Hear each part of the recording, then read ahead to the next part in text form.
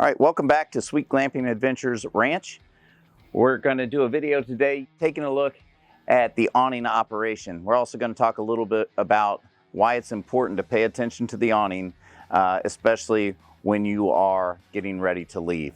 First off, the awning will not extend unless the engine is off. Once the engine's off, you're able to extend this for your campsite. I highly recommend that if there's high winds or high winds in the forecast, you do not leave it out because you don't want to have it basically get ripped off by high winds.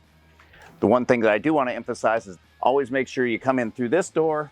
Don't go straight to the driver's door, start the engine and drive off because the awning is still out.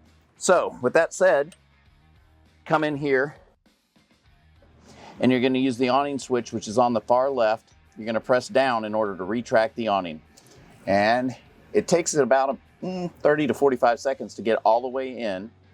And when it's done, we're going to take a look on the outside and make sure that it's fully retracted before we drive off. Because even if it's partially out, the wind can cause damage to the awning itself.